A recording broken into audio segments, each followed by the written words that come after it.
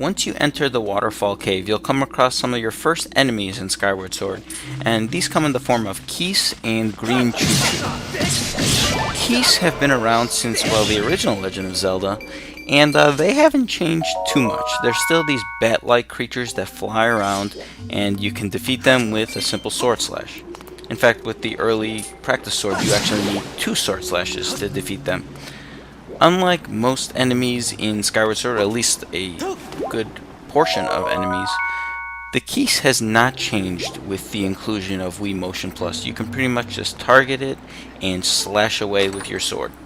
The same can be said with Green Chuchu as well. Although these are very basic forms of Green Chuchu, while there are other color variations, there are even larger variations that take somewhat more strategy, since they'll split apart into smaller forms. However, all of these Green Chuchu will just be defeated with 1 sword slash.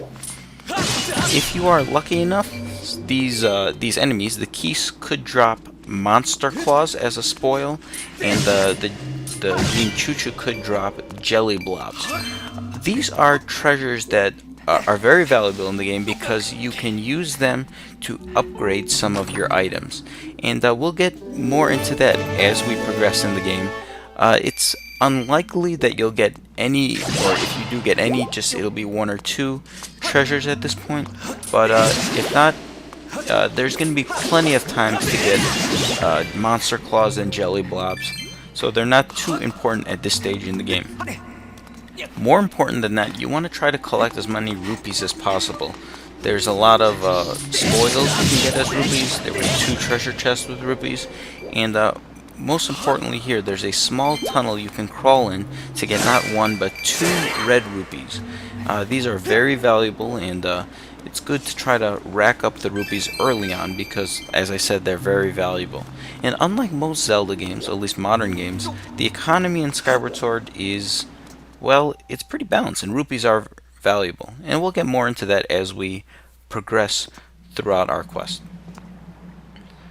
Just run ahead. You can save at the bird statue if you like, but there's really not much of a point. And then Zelda will come on over.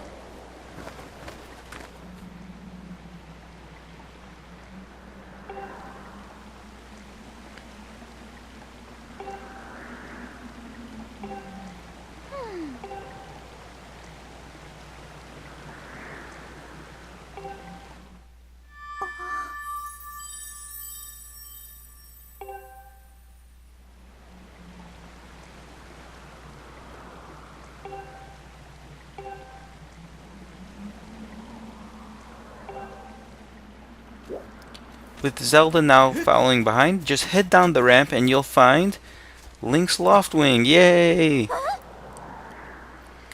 He is conveniently chained up. Well, not conveniently, but the ropes are chained up in specific directions. This is basically another one of those tutorials of sorts where you need to make accurate precision sword slashes using the Wii Motion Plus technology. So it pretty much has 1-to-1 control you have of your sword, so you need to make directional slashes. Make 2 slashes to each of the various ropes, and this will free the Loftwing and set off another cutscene.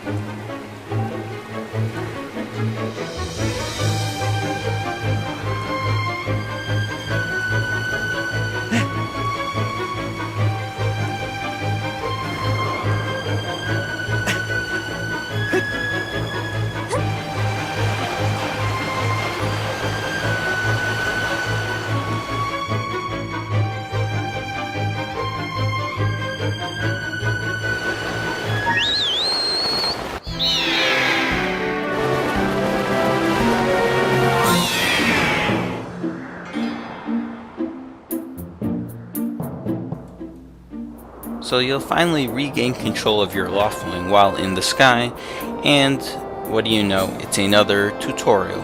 This time it's using the bird mechanic. So I guess this one is kind of useful because, well, it's something brand new. It doesn't take long to pick up how to, how to control your Loftwing.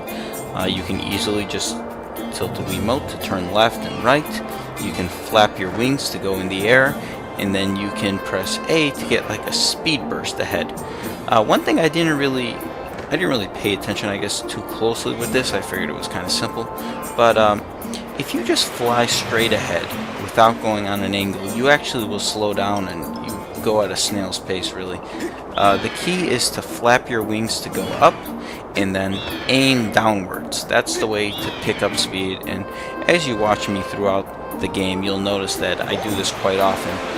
Unfortunately, your Loftwing doesn't move too quickly, but it's okay. There's a lot of speed bursts in the sky, and we'll be using that quite often. Well, it's now time for the wing ceremony, so you'll automatically fly on over, and another cutscene will ensue.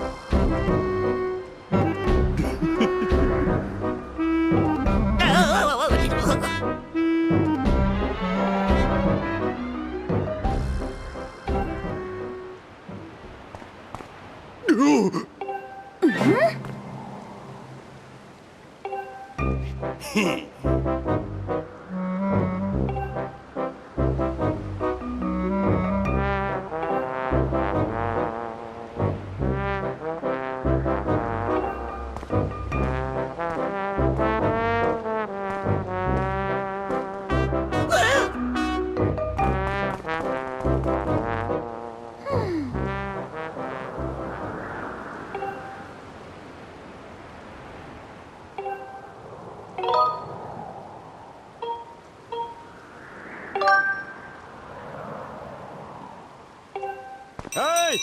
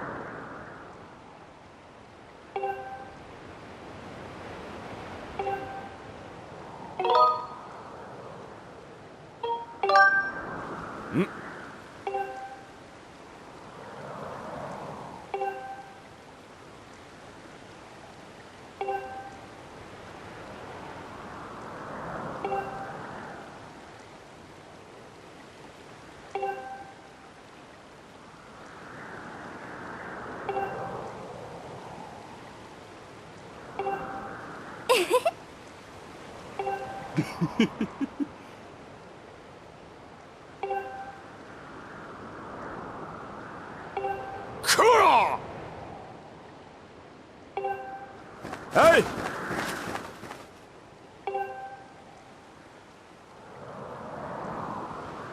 Hey! And we're off. So run and jump off the ledge, and then just press down on the D-pad to call over your Loftwing. This initial, the bird ceremony, the wing ceremony, it can be difficult because you're still brand new to the controls, so you might not have mastered how to control your Loftwing. As you can see, what I'm doing is I get high in the air because you can pick up speed as you go down. As you get close enough to the yellow or golden Loftwing in front of you, press A to try to grab the bird statuette, but unfortunately Groose and his minions here will interrupt your progress and they'll start throwing eggs at you. The eggs aren't too much of a problem, they're easily avoidable. Just the keys I'd say is always stay up. The higher you stay up, the easier it is to go down and catch the bird statuette. And I've tried this several times. This is my 4th playthrough of the game, so I was able to get it rather quickly. Alternatively, you want to try to stay ahead of the Loftwing, anticipate its corner cuts.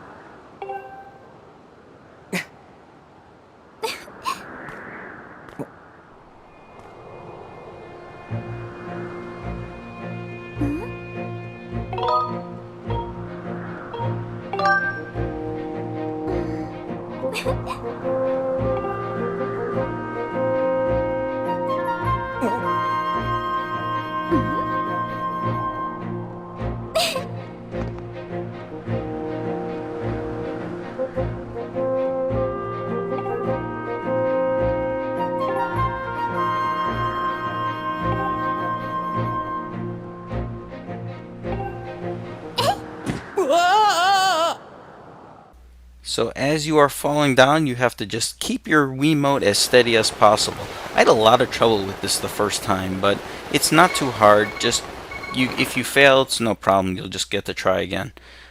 There's one more cutscene, but that's pretty much going to do it for this section, so join me for the next video.